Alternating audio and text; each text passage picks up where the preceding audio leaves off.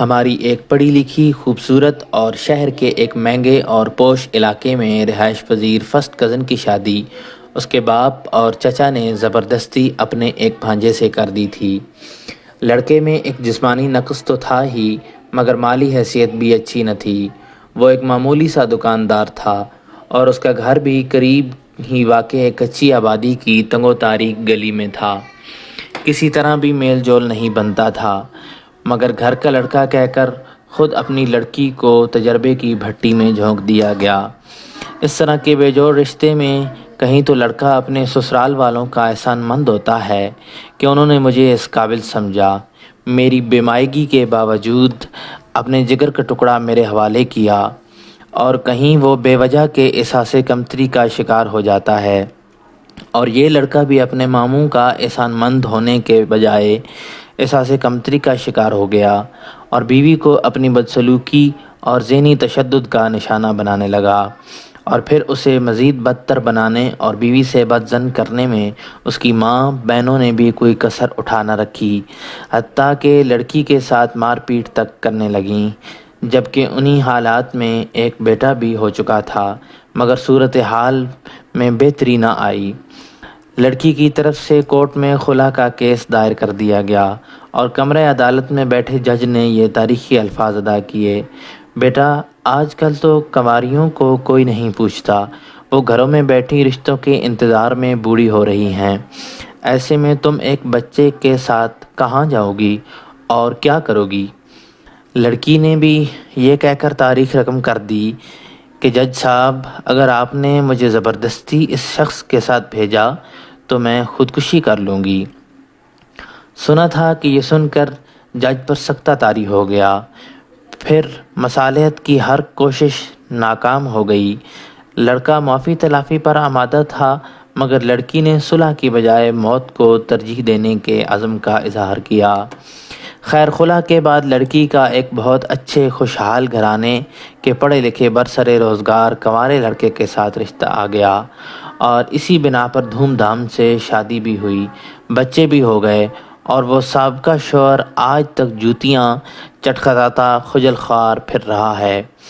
اس کا گھر خراب کرنے والی فسادی بہنیں اپنی اپنی دنیا میں مست مگن ہیں اور اپنے اس پٹھو بھائی کو منہ تک نہیں لگاتیں۔ بالکل اسی طرح ہمارے ایک اور رشتہ داروں میں سے اپنے گھرانے کے اکلوتے چشم و چراغ کی ایک بہت اچھے خاندان کی اعلیٰ تعلیم یافتہ سلجھی ہوئی لڑکی سے شادی ہوئی، اور دونوں کو ہنستا بستا دیکھ کر حسد و بغض میں مبتلا ماں بہنوں نے اپنی سازشوں اور شرانگیزیوں سے ان کا جینا حرام کر دیا، یہاں تک کہ طلاق کرا دی۔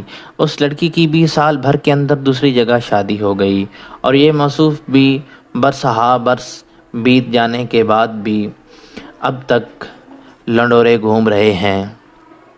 کوئی اپنا پرایا انہیں گھاس ڈالنے کو تیار نہیں۔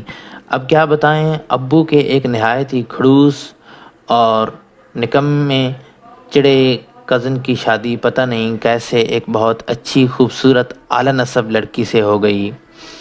ان موصوف نے بھی اپنی اوقات سے بڑھ کر عطا ہونے پر خدا کا شکر گزارنے کی بجائے اپنی جہالت اور نفسیاتی پن سے بیوی کی زندگی اجیرن کر دی، بالآخر اسے 4 بچوں سمیت چلتا کر دیا۔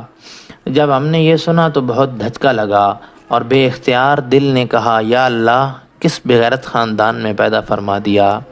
2 اور جوڑے ہیں، چاروں جنہیں ہمارے فرسٹ کزن ہیں اور کئی برسوں سے گھریلو ناچاکیوں اور اختلافات کی بنا پر ایک دوسرے سے الگ تھلگ لا تعلقی کی زندگی گزار رہے ہیں۔ لڑکیوں کو بچوں سمیت ان کے بھائی پال رہے ہیں اور لڑکوں کی کمائی ان کی بیائی ہوئی بہنیں کھا رہی ہیں۔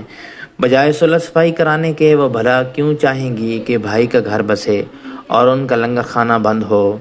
دور دور تک بہتری کے کوئی آثار نظر نہیں آتے اور ایک نام نہاد بندھن پر لعنت بھیجنے میں کوئی بھی فریق پہل کرنے کو تیار نہیں۔ مرد اگر پڑھے لکھے اور کماؤ ہونے کے باوجود عقل سے پیدل ہوں اور اپنی ماں بہنوں کے ہاتھوں کٹھ پتلی بنے ہوئے ہوں، ان کے اشاروں پر ناچتے ہوں، تو ان کے گھر بس کے بھی نہیں بستے۔ ان کی بیویاں ایسے ہی ان کی زندگی ہی بیوگی کا مزہ چکھتی ہیں اور بچے یتیمی کا، کہنے کو تو اور بھی بہت کچھ ہے، اپنوں کے علاوہ غیروں پرائیوں میں سے بے شمار مثالیں ہمارے سامنے موجود ہیں، مگر ابھی کے لیے اتنا کافی ہے۔ ہماری اس تحریر میں پڑھنے والوں کے لیے کچھ پیغام ہے، اگر سمجھیں تو۔ ایک تو یہ کہ رشتہ طے اور شادی ہمیشہ اپنے جیسوں برابر والوں میں کریں۔ طبقاتی تفریق بہت سے مسائل کو جنم دینے کا سبب بن جاتی ہے۔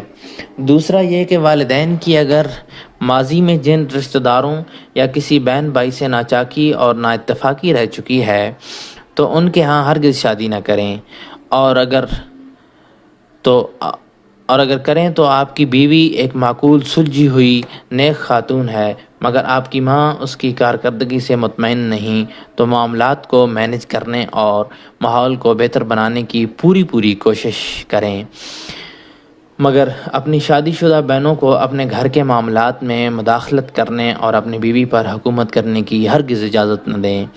آپ کی منکوحہ ان کی رعایا نہیں ہے، اسے عزت اور تحفظ دیں۔ اگر استطاعت ہو اور آپ کی جیب اجازت دیتی ہو تو علیحدہ رہائش کا بندوبست کریں۔ اپنی جنت پکی کرنے کے چکر میں بیوی بچوں کو جوائنٹ کے جہنم کا ایندھن نہ بنائیں۔ بہت ہی ہولناک صورت ہوتی ہے کہ پردیس میں اپنا خون پسینہ ایک کر کے اپنے پورے گھرانے کا خرچ چلانے والے تک خود اپنی بیوی بچوں کو ان کی زندگی جینے نہیں دے سکتے۔ وہ صرف قربانیاں دینا جانتے ہیں، رشتوں اور ذمہ داریوں کے درمیان توازن رکھنا نہیں۔ بس اتنا جان لیں کہ جہاں خدا کا خوف نہیں ہوتا وہاں انصاف بھی نہیں ہوتا۔